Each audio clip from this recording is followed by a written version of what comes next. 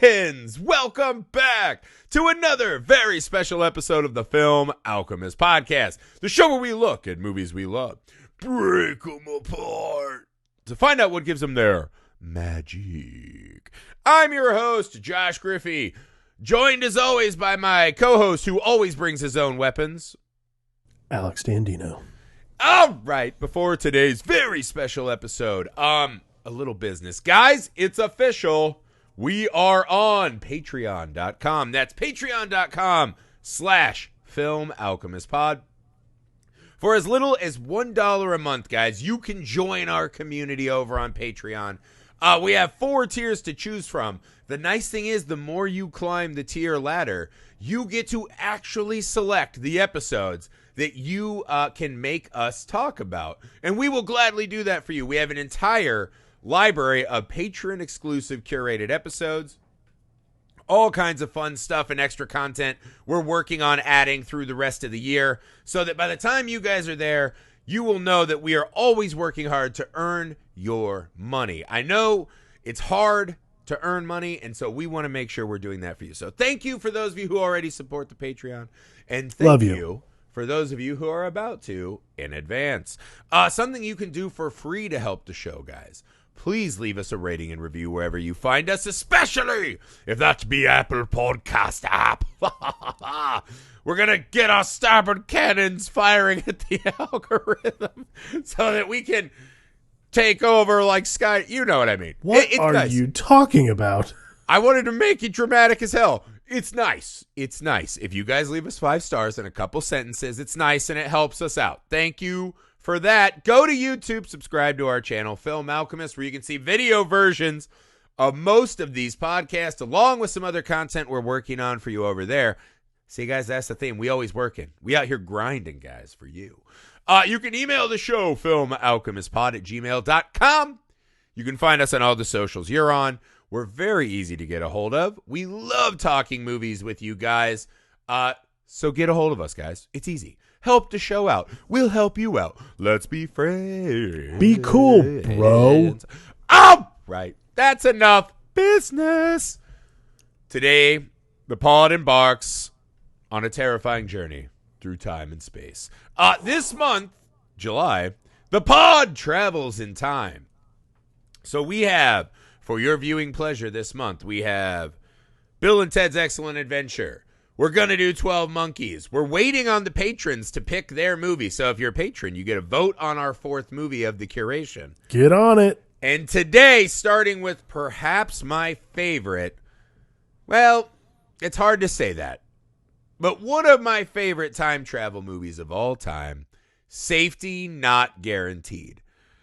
This is an indie comedy, drama, sci-fi, starring Mark Duplass, Aubrey Plaza. What I love Jake about Johnson, this, Karen Sony, Kristen Bell, many. Jeff Garland, Marilyn Rice Kid. It's amazing cast. So many names, Alex says. So many names. What I love about this movie is that the big sci-fi is there an idea, but it takes it back to the backseat to the real people journey, right? And to me, I've always held true to the premise that only really unhappy people would time travel, right? No one who has a life that they enjoy would really risk that to time travel, I don't think, right? As Jake Johnson says in the movie, right? I want to go see dinosaurs and blah, blah, blah. No, you don't. You wouldn't want to leave your kids and all your happy shit to go see dinosaurs, I don't think. What I like, this movie asks the question, though. Aren't we all sad enough to time travel? And that's what is great about time travel movies, is the universality of, if we could go back and take one more shot, wouldn't we, right? So, Alex, hit me with your opening thoughts on this fucking gem of a movie, Safety Not Guaranteed.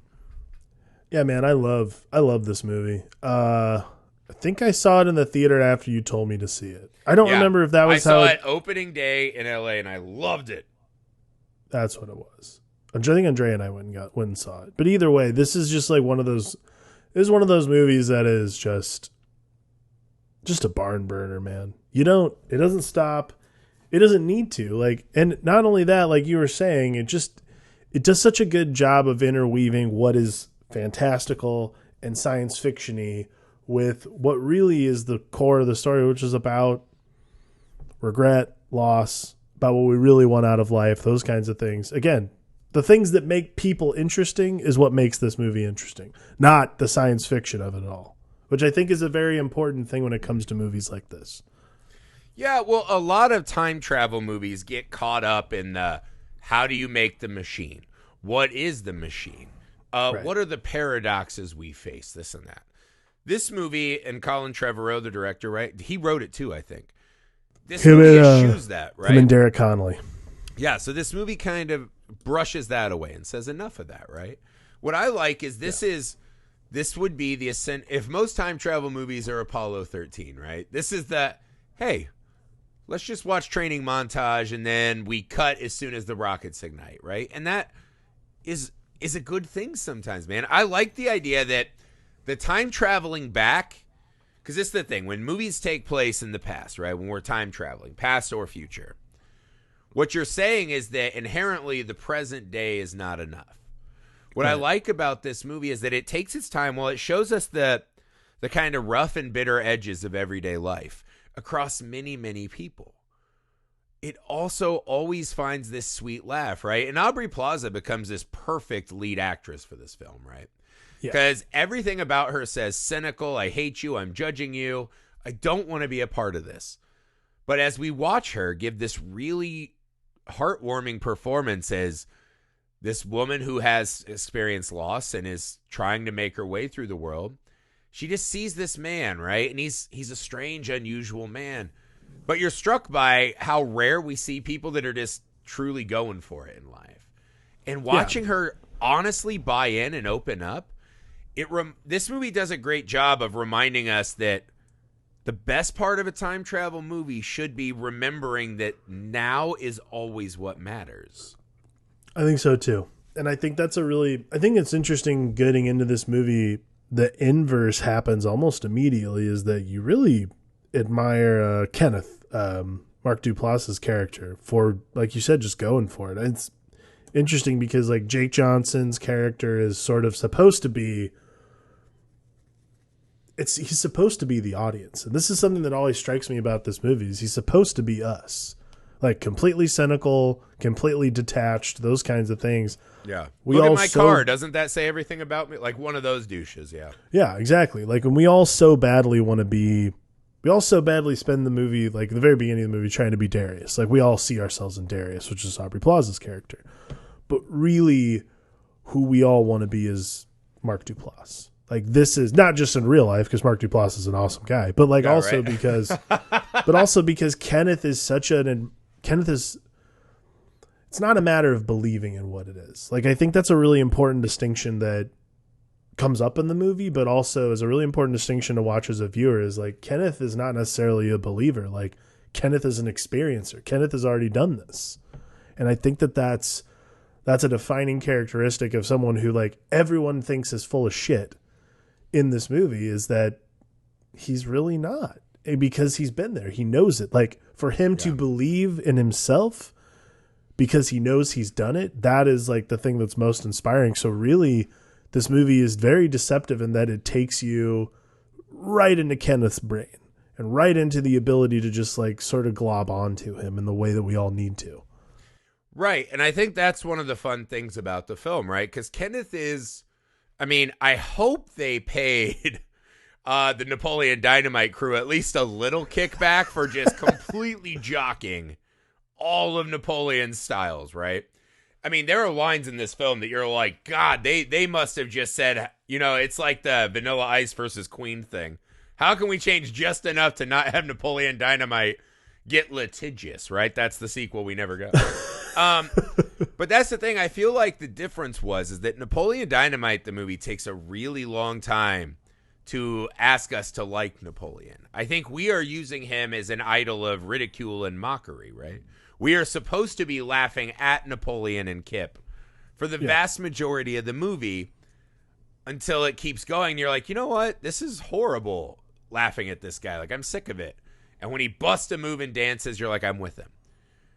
I think Kenneth is the opposite, where we want to like him so much because when he goes after Jake Johnson's character, right?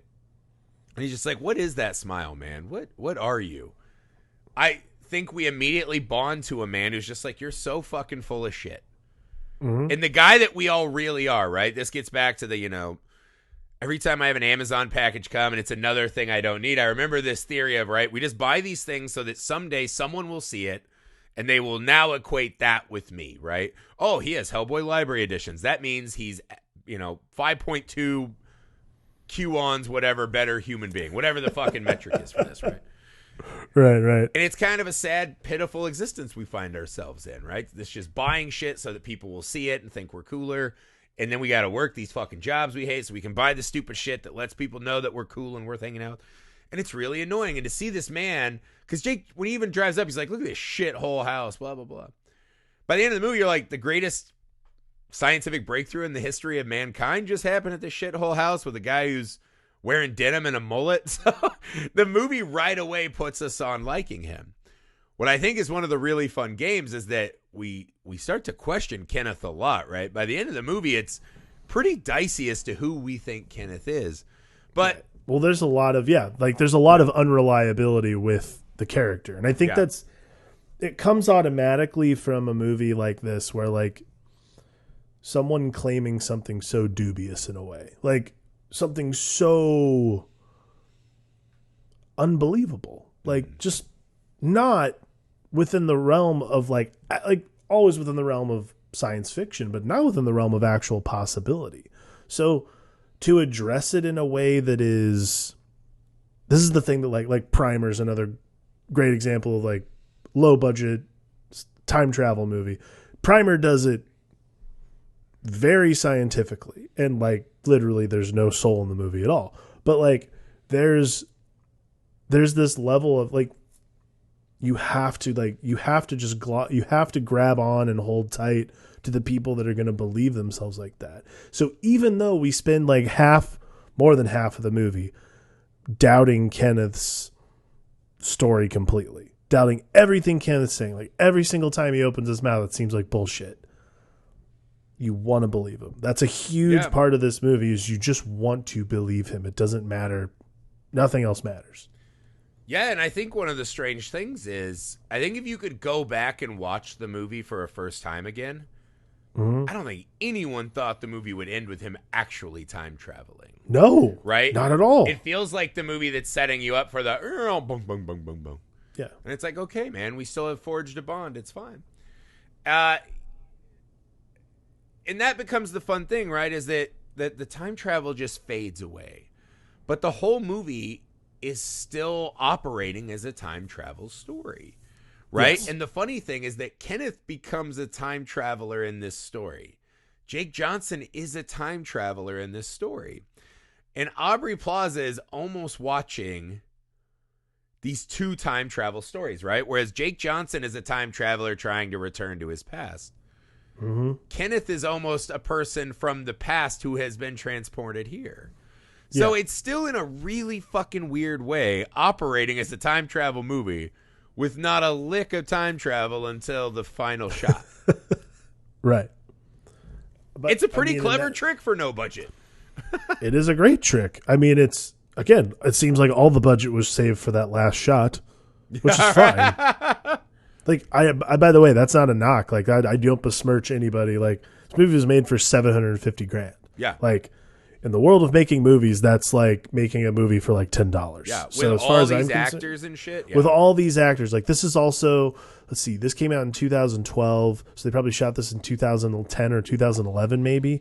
This is before any of these guys are like hyper mega famous.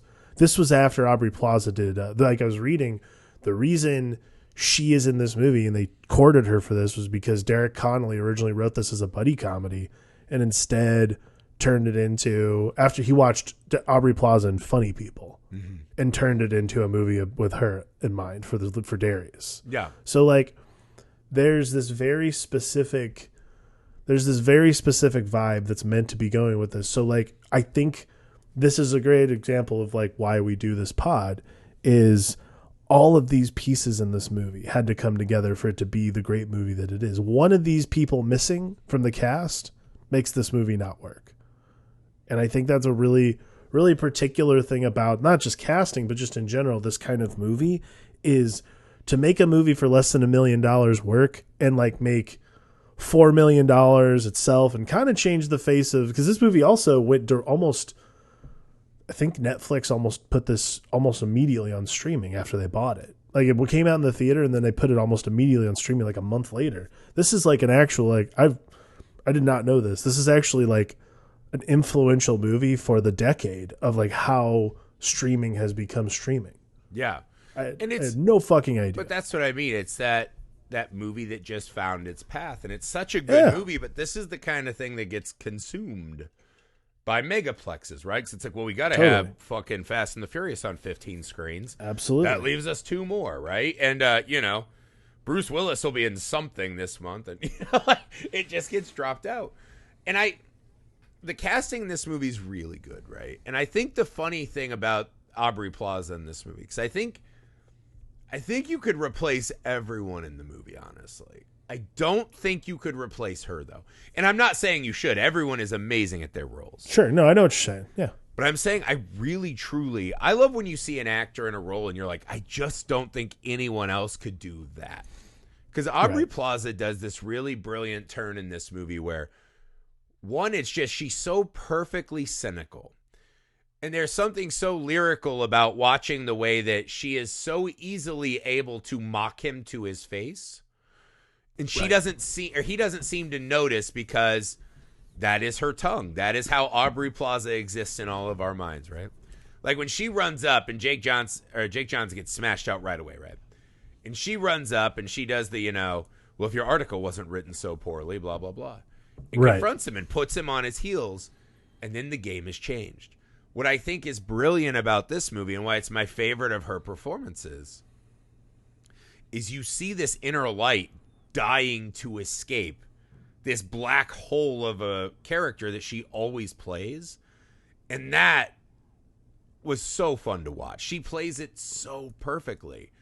Because you even start in the opening, right? She's like, I guess I remember being happy as a kid when you just accepted things the way they were and it was fine. And then mom died and, Right. And it just instantly puts you in that, we've all had that thing that hardens us and scars us and leaves us wanting, right?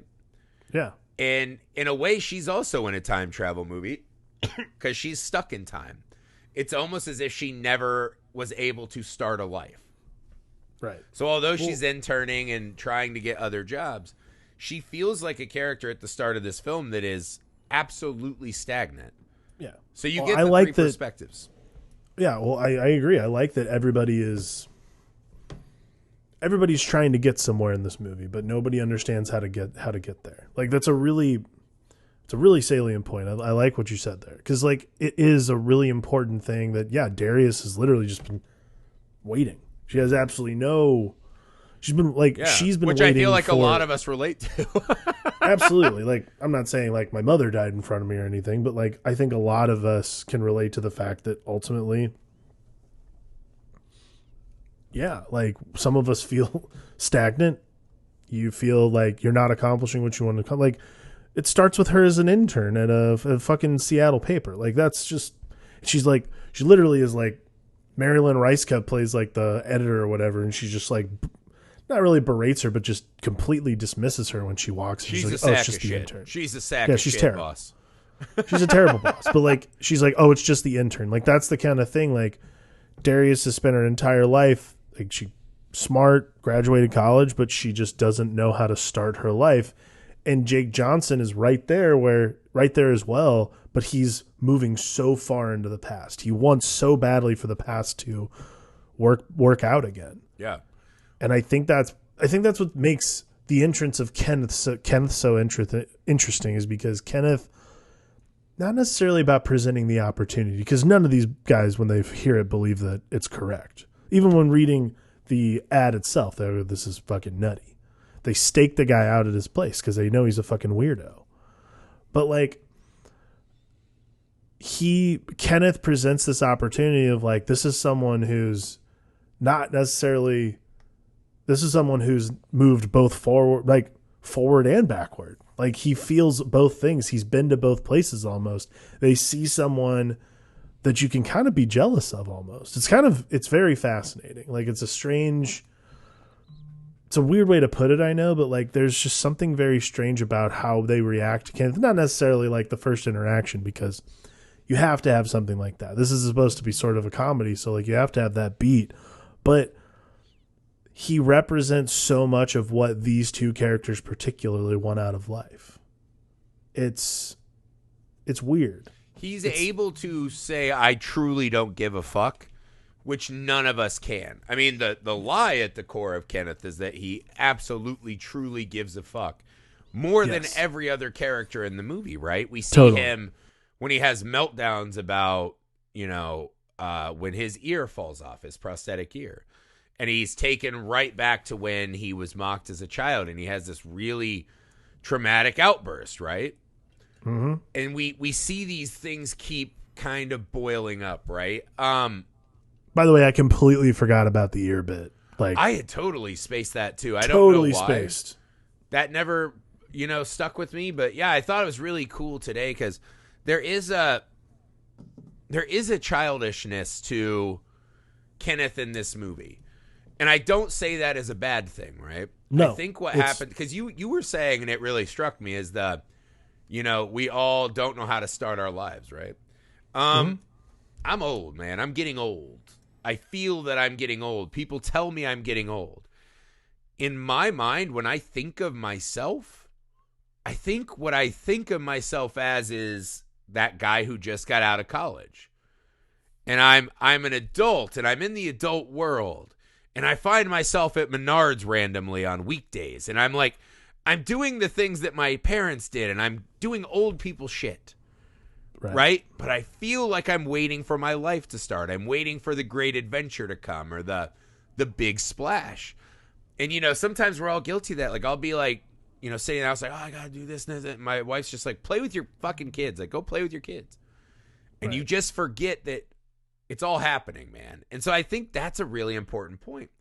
And what Kenneth represents, and the childishness of Kenneth, again, not as an insult, is that I think children absolutely can exist in that zone, right? Where children are hyper aware of, they know what they want and they know what they like, and that's just what they do, and that's how they exist. It isn't until they start getting into school and having friends and other people keep telling them what they should and shouldn't be that you start to see these neuroses that we all have develop, right?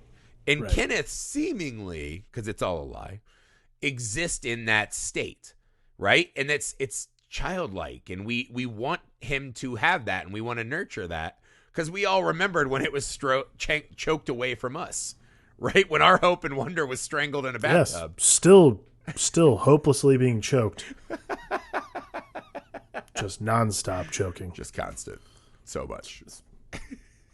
But that's what it is. Like that's what makes Kenneth such an inspiring character, is you so badly want to be, you want to keep that mind. I think we all know we're being choked of this like creativity, this force of nature in us that says like it's okay to like dream and to ponder and to wonder about things that you don't understand.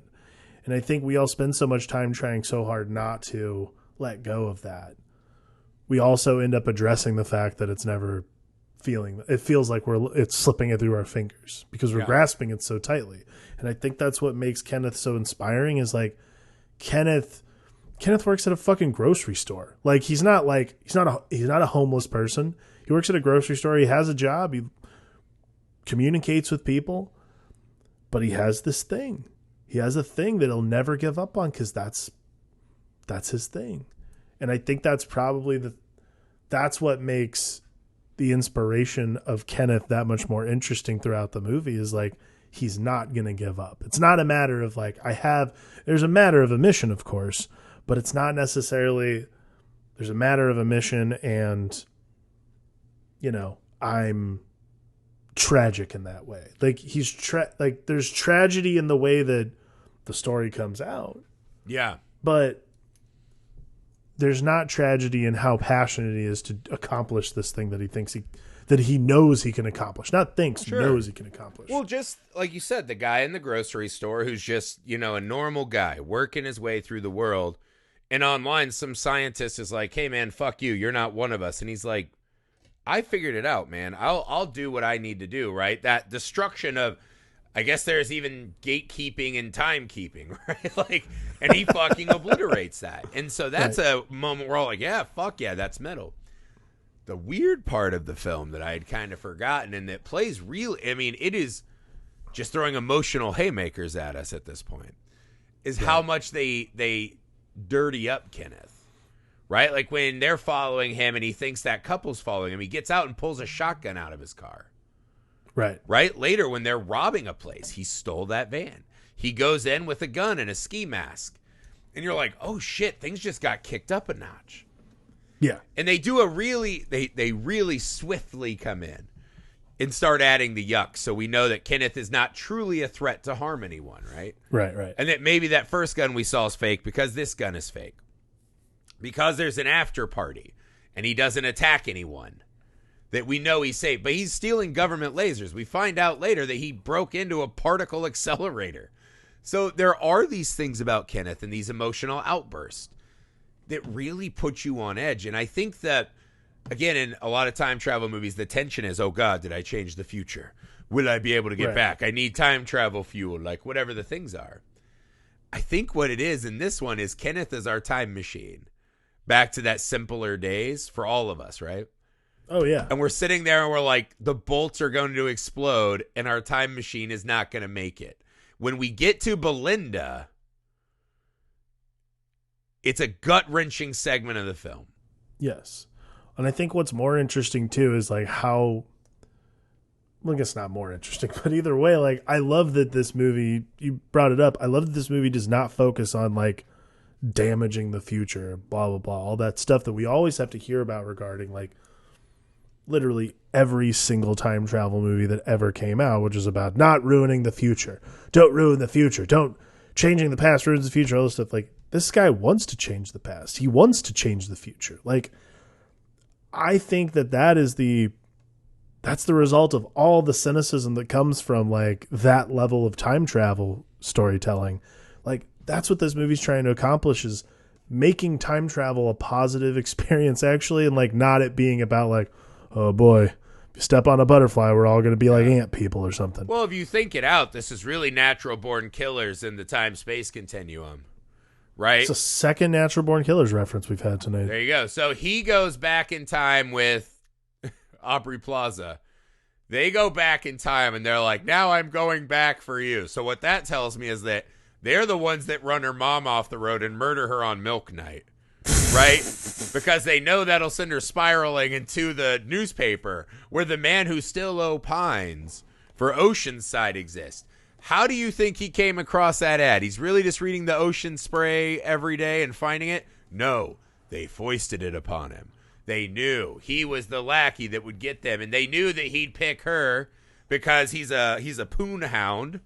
Right? And so they set this up. They went back in time and set this up. It actually is a cynical, evil, damaging and fighting the future. We're all puppets movie, but with this nice folksy spin on it. That was just a theory I came up with as the movie ended. But that's neither here nor there. But the bottom of that boat is smeared with her dead mother. That's what I'm saying. But I do like the idea that where she's like this. I like that though.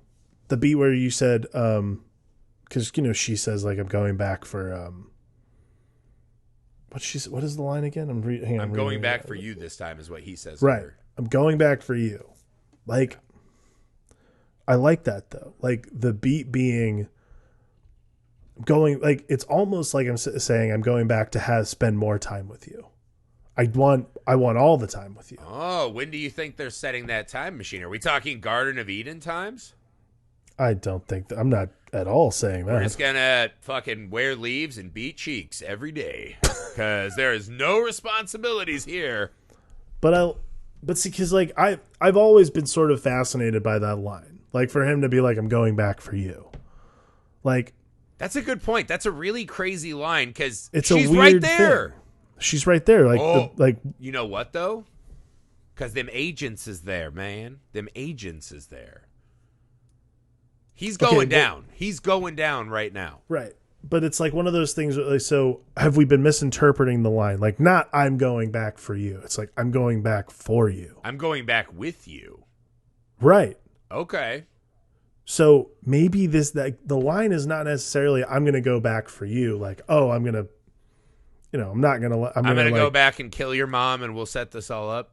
This time right. loop. It's not like that kind of thing. It's like I'm going back. I'm not going to go back to like save Belinda or whatever he thinks happened to Belinda. Because Belinda, that whole thing with Belinda being like, it's gut wrenching. And also you're like, there's the unreliability of Kenneth in general. You're like, okay, now all of this feels completely not real. Like, it's not until like, there's where like the glass shatters and you're like, okay, this is all obviously a fucking setup. And then like you get to the ending. And again, that's what the ending is. But I was thinking about it today. Maybe it's not I'm going to go back and change something. It's now like, let's go back together and just live somewhere and be somewhere together. Yes. Like, I'm not going to go back and save Belinda. I'm not going to go back and save anybody else. I'm going to go back and just be with you. I'm going back for you, for us to just be together. Yeah, and it's strange too, because you would imagine that ending because that's the one thing I did say. I was like, well, they are definitely killing her mom. The two reporters are definitely going to Gitmo as soon as this is over because they've seen too much. Or they're just going to be floating in that lake, right? And they'll have been like ionized or some shit. Yeah, they're gone. And then the pie mom's going to be like, oh, Dad killed him. Whatever. And but I was like, it's such a strange ending because we see Jake Johnson doing the fucking Breakfast Club fist pump. Yeah. Why do the agents not do shit? Why are these the only agents in movie history that do not fucking lift a finger? They are at that barn when Jake Johnson runs in the house and forewarns them. They see them run into the woods. Why are they there late? They don't have fucking firearms. They see this thing for all they know. It's a fucking nuclear bomb. They don't take a couple pot shots at, Denim Napoleon over there. Like, what the fuck is happening? I couldn't figure it out. Why do you think? This is something else I've always pondered with time travel, is that time itself can defend itself somewhat as an organism, right? Right. Do you think that the universe can exist if time is constantly being ripped and foiled like this, right? The moment someone can travel in time, they could go back and undo everything. Maybe time, like the ocean, right? We can travel out, but it's always going to send us back.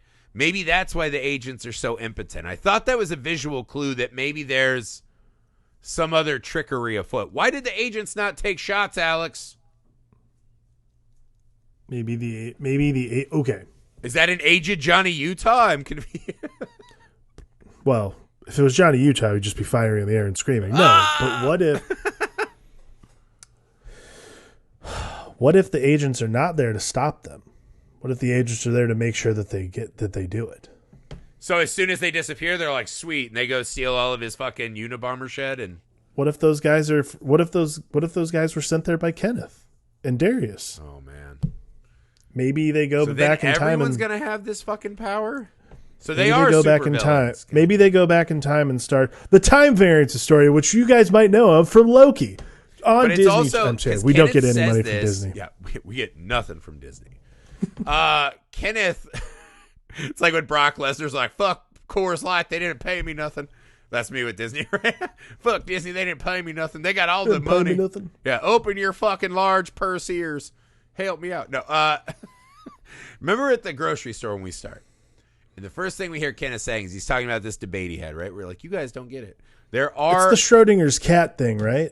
Well, it's not Schrodinger's cat, right? Because that's it's cat in the box. Can be, when the lid is closed, the thing can be both dead and alive at the same time to us, right? Right. And we don't know which until we open the box, so it's a paradoxical state, right? That's probably a dumb person's way of explaining that. That might not be right. So that's Schrodinger's cat. Yes. But that's not what this is. He's saying is that there are alternate histories, right? So it's a weirder way of saying multiverse, because I think what's important is that he doesn't say there's multiple timelines. He says there's multiple histories. Right. So I think the theory of this movie and time travel is that we can go back in our own histories, right? And do this and that. And I think that's a fun wrinkle, right? Is that maybe this isn't this big grandiose thing, that maybe this is this kind of diorama of a time right now that is small and captured. And that when they go back, it's not this fucking big Earth universe shattering thing, right? Let's talk about Jake Day's ride a little bit here, and then we'll go back to Kenneth. I thought it was really fun the way they gave him the most human and relatable time travel story that we all live all the time and don't realize it's time travel. Oh yeah. What did you make of his story? I mean, it's exactly what we all do. Like, it doesn't have to necessarily be a girl, but like we all live in this time travel machine that we use online called social media. And he does it in the movie all the time. Like, well, it's that, it's music, it's high school reunions, all that shit is time traveling. It's living in the past when you thought things were so much better, or what you thought, like, really what it is the past is this place where things, that particular part of all our pasts. And, I'm not saying everyone's the same, but I think we can all agree that becoming adults is demonstrably more difficult than being children. Yeah. Even teenagers. Yeah, 1,000,000%. I mean, I think that like that is like the rose tinted glasses we all think about teenage years through. Like, yeah, all I had to do was like get up and go to school, go to my job. If I had a job, maybe I'll go to the movies. Like, those are the things I did. Like, I lived my life. Like, we all thought of it in this way. It was like life was so much simpler than before. And like before you were an adult, being an adult is complicated. Like, it's hard. It's uncomfortable. Like, but also 10 years from now, I'm going to remember how much I enjoyed being 34. Like, those are going to be those things where you're just like, well, that was great. That was nice. I had a 2-year-old at that time. Like, there's all these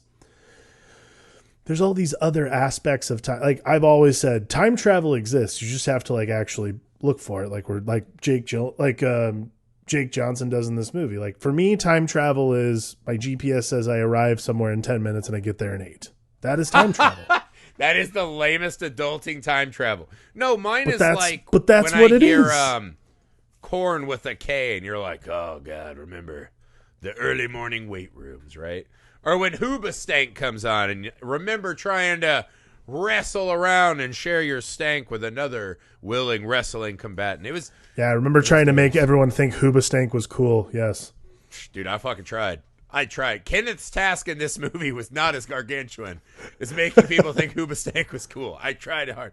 But what I'm saying is I like the notion they do it in a really dickbaggy way for him when he just kind of sees her.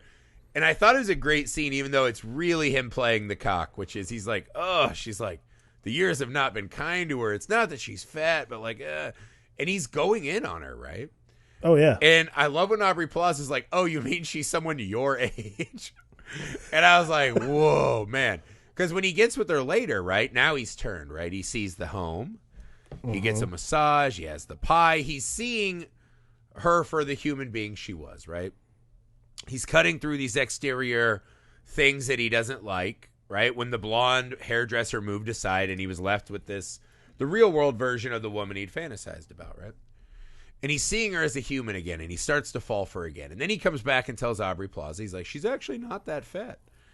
It's this really sad and pathetic way that they unfurl his story, right? Did you think for a second that he was going to be happy with her?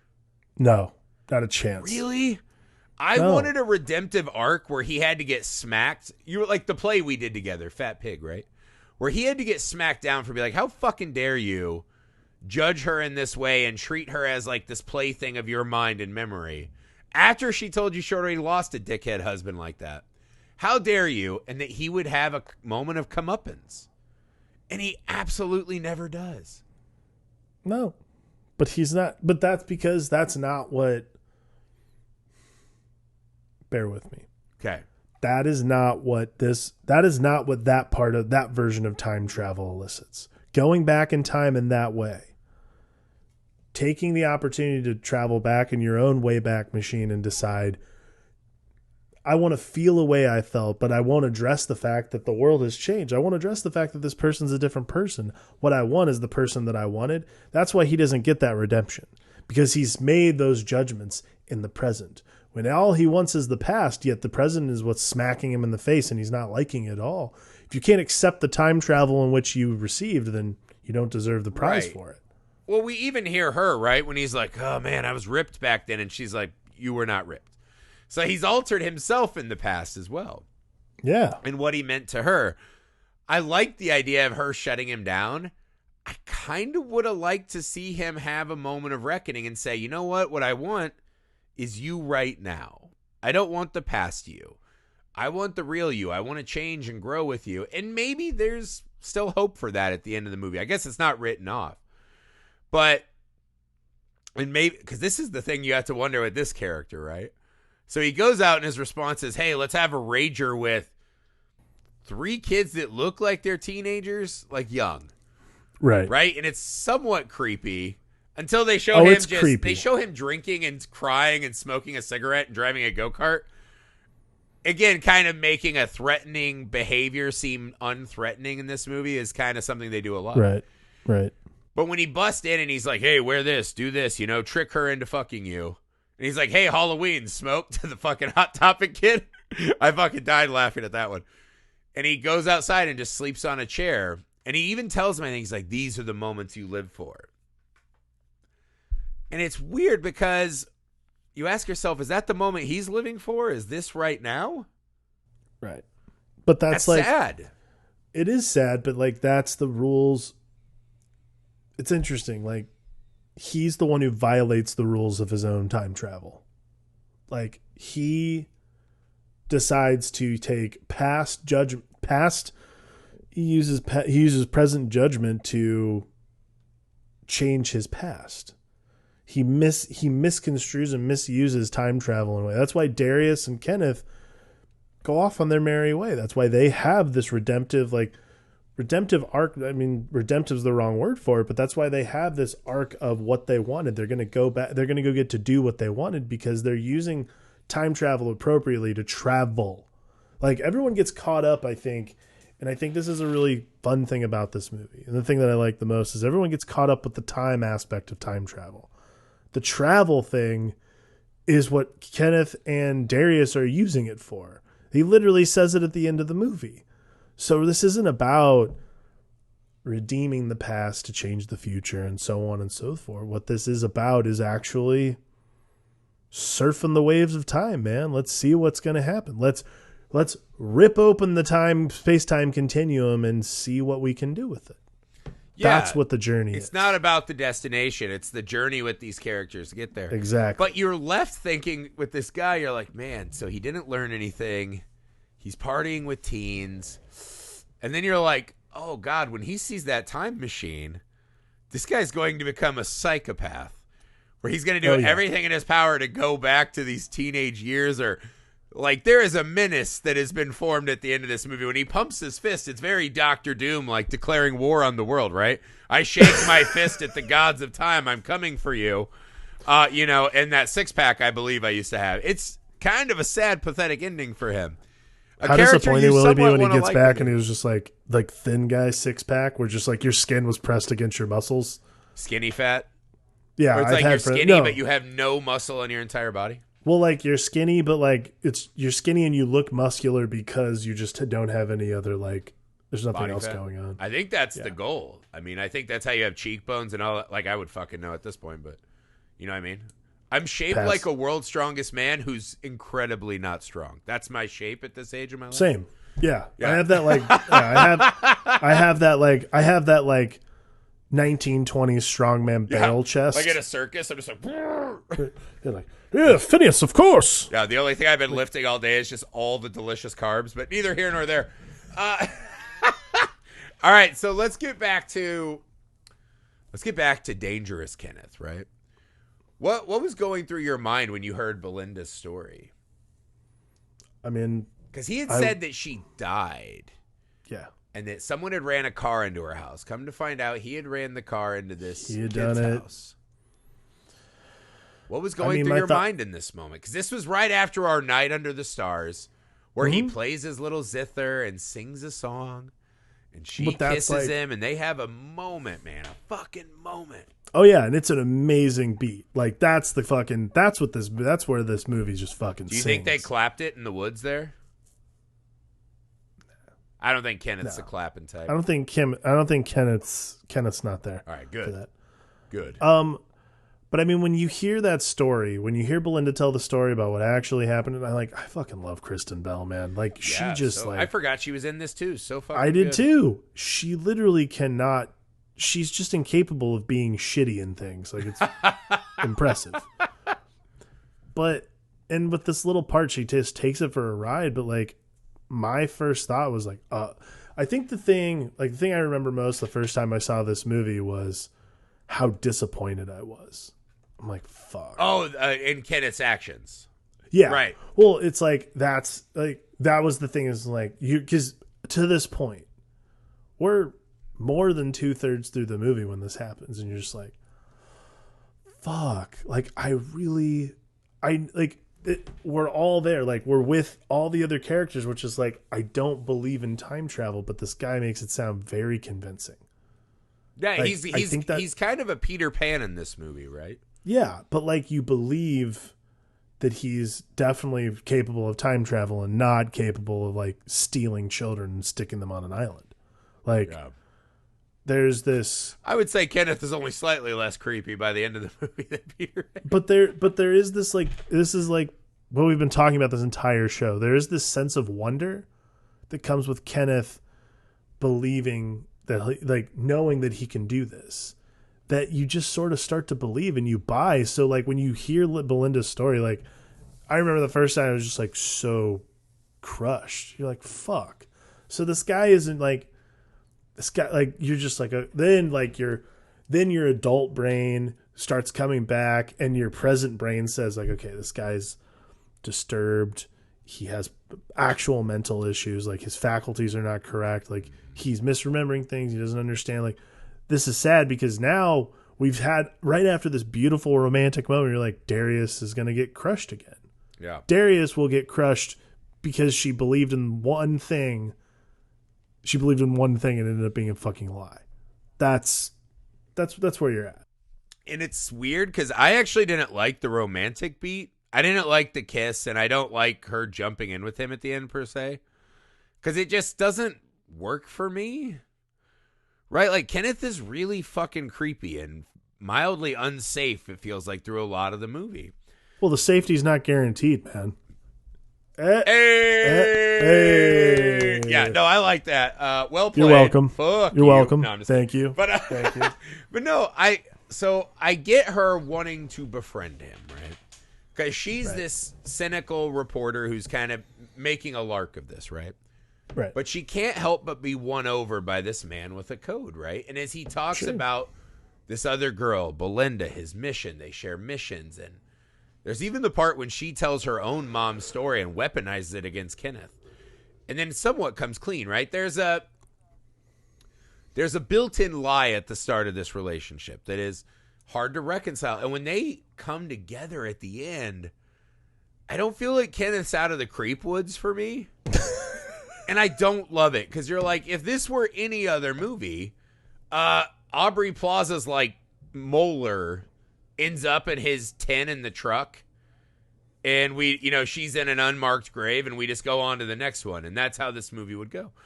And so I didn't love the romantic turn. And I think they rushed it a lot at the end to where when she jumps on the boat with him, other than she's a woman who's waiting to start her adventure. And there clearly will never be a bigger adventure, right? This is kind of the Doctor Who thing. Every character gets in the TARDIS, and every character has a really hard life after they leave the TARDIS. Once you've traveled the cosmos and time with the Doctor, it's really hard to go back to that grocery store and just have a life. So I understand from that bigger perspective, I guess, why she'd want to get on the boat. I feel like it's undercutting the most important element of the movie, though, which is we should be in the moment now. right? And they do a great job of when they're like doing gun training or she's recording him doing his martial arts. Right. And she just breaks into this earnest little chuckle, right? Like, oh, it's fucking cute that he's like trying, right? That he's giving all of himself to something. By actually fleeing to the past with this borderline creepy guy that you don't really want her with. If it was any other actor than Mark Duplass, you couldn't even dare fucking get away with this ending, right? No. Like if this is like Vincent Castle, you'd be like, no, he's gonna kill you for sure, right? Like, so I don't know. What did you? It's Mickey Rourke. We're all just everybody's gonna die. Oh God, I would wrestle myself out of the theater. What did you kind of make of this ending? Why does she get on the fucking time machine, man? I mean, it's a for me, it's a misinterpretation of she does it because she is living in the present. Just because you're going to the past doesn't mean you're not going to live for the present. That's spontaneity in and of itself. You're going to jump on a boat that's glowing with some random guy and saying like, hey, I'm going to go to the past with you. This is not Panama City Beach, though. We are talking about that the power is living of in the the gods. present more than anything. I mean, I'm going to say this, getting on a boat in the middle of the woods that's like glowing is far less dangerous than Panama City Beach, 1988. Don't get on anything in Panama City Beach. Trust me, for the love of God. Don't even go. Like, But oh man, just Florida's never not going to get old. But I mean, for me, it's the ultimate proliferation of living in the present. You're gonna take the leap of faith, man. You have to. I don't think Kenneth has earned that leap, would be my contention. But I mean, like, she does. So he did these calculations, right? My calculations are flipping on point. Napoleon 2.0, right? Or whatever he says. That fucking thing's set to go back for Belinda. Are we to believe in that 5-minute span he recalibrates it to go where? So now she's going to go back and be an accomplice to this trying to run over her boyfriend in a band?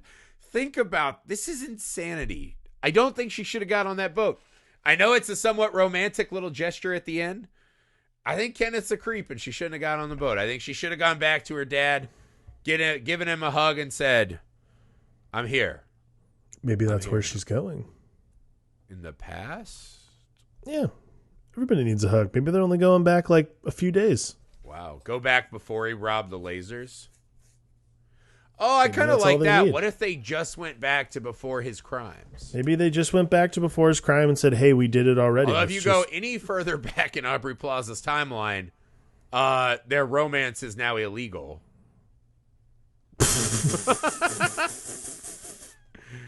I'm just saying. Yes, there's that. This is a sticky conundrum they found themselves at the end.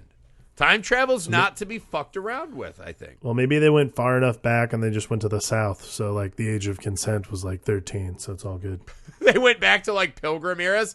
8. Here's a cabin and a plow. Pilgrim eras, that shit is going on now, man. You just go to, like, Alabama and... Yes. What? No. Look it up. I will be looking it up after this show is over. Because that sounds just crazy enough to be true. You know that thing when people say shit and you're like, no, that's too stupid to be true. And then you're like, wait, that means it's probably true. Anywho, I think what I'll take away from this movie, right, kind of getting ready to wrap this up, is I kind of like that it's messy. It's messy, but not in the time travel paradox way. No, not at all. I like, because I always believe that every character that would time travel is somewhat inherently broken.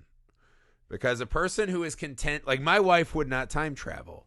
She likes her life. She loves her kids. She wouldn't want to lose them. She wouldn't want to lose me for some unbeknown reason. She has her parents. Things are good. She wouldn't time travel. But there are those of us that have these unfillable gaps in ourselves, right? And that's where this movie happens. I think what this movie's saying that's really fascinating is that those gaps don't have to be that big, right? There are little, like Jake Johnson's character, I mean, his is just like, wasn't I cooler in high school? And now I'm kind of like the ultimate high school douche, but as a grown-up, some people think that's fine if they lead unexamined life, right? Like, so his crack isn't that big, but it's still there. And he's still going to become a time-traveling villain when this is over. So I think, again, to your point, that focusing on the journey with people and just, I think that's the thing, too, is there is a cynicism inherent in time travel, but this movie really shows you these human bonds. And when Jake Johnson says, this is the moment you live for, there's so many of those sprinkled through this movie. I do wonder what it looks like if there's no time machine at the end. I think it's far more tragic and way less interesting, actually.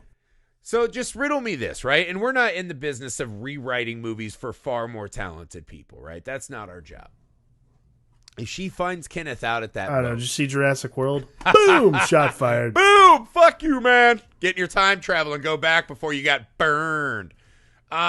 So we head out to the pond, and Kenneth is flipping switches, and it looks like maybe, just maybe, it happened. And he said, were you making fun of me the whole time? I love that beat. And she's like, no, I really honestly wasn't, right? Like, I lied about the story, but the rest was really me. And he offers his hand and says, come aboard. If that thing sputters and dies and breaks down, now we're left with this. The agents are like, look at this fucking loon.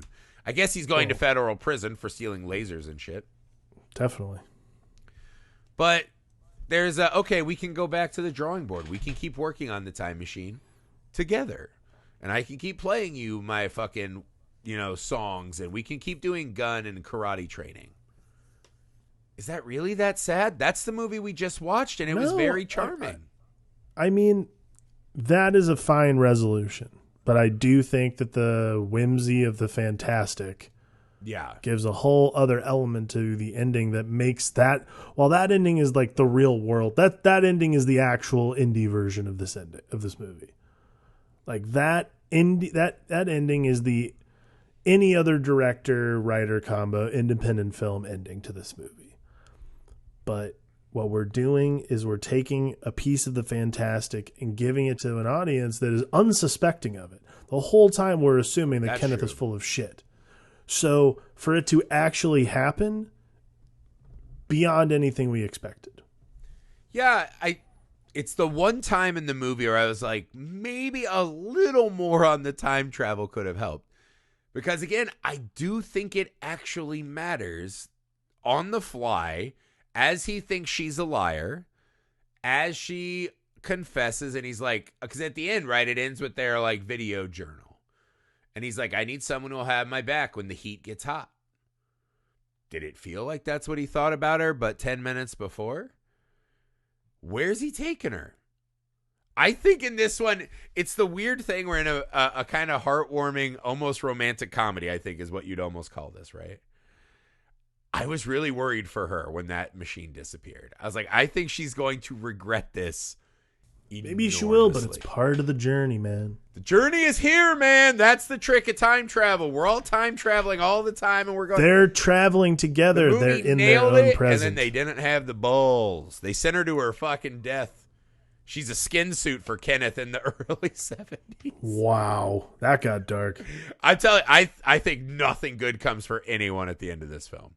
I think it's universe shattering. Like, do you remember how Honey, I Shrunk the Kids ends? And then they're like, let's do a sequel. Honey, I Blew Up the Kid, and the kid's like rampaging through Las Vegas.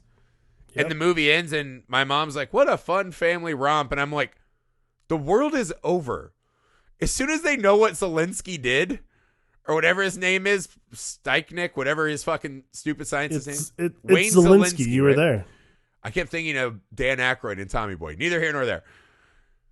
Once they find out what Rick Moranis did, the world is over. You're talking about Cheerio-sized nukes. You're talking about fucking rampaging bodybuilders roid raging through Canada. The world is over. And that's how this movie sat with me when it's over. I was like, this is going to go so bad. Because none of these people learned the important lesson of the film. Well, we can cover that when we do the pod Science is Effed month. That's fine. Yeah, when we get to 12 Monkeys and we see what fucking these two brought upon the world, then we'll I don't know. I think this movie is just charming and funny. The actors are great. The script is tight. You know, fist bump Napoleon Dynamite for doing half of the work for them. It's just a really fucking well-made movie. And it doesn't get sidetracked by the genre elements. It just kind of gives a little bit of a rib cage to the heart of the film. Yeah, which I think is a really important thing to not get sidetracked by. That is probably the key element of this movie, is that it does not allow the science fiction to create the story itself. Which is why you agree she should never have gotten on that boat. R.I.P. Darius. We'll miss you. The Kenneth Strangler rampaging in the 70s. That's it! For safety not guaranteed. It's right in the title. You get on this boat, you're fucking dead. It's in the title. Ghost ship. That's what I said. You're right. You got it. All right, guys, we will be back. We have 3 more time travel movies. If you become one of our patrons at patreon.com/filmalchemistpod, you can cast your vote for which time travel movie we should cover as our 4th entry. You can also begin to select other movies you want us to talk about over there. Please leave us a rating and review wherever you find the show. Please subscribe to our YouTube channel, Film Alchemist. You feel free to email the show, filmalchemistpod@gmail.com. Find us on all the socials you're on, guys. We're easy to get a hold of. We appreciate you spending time with us. Thank you. We love you so much. For the Film Alchemist, I'm Josh Griffey. I'm Alex Dandino. Don't get on the boat. Never get on the fucking boat.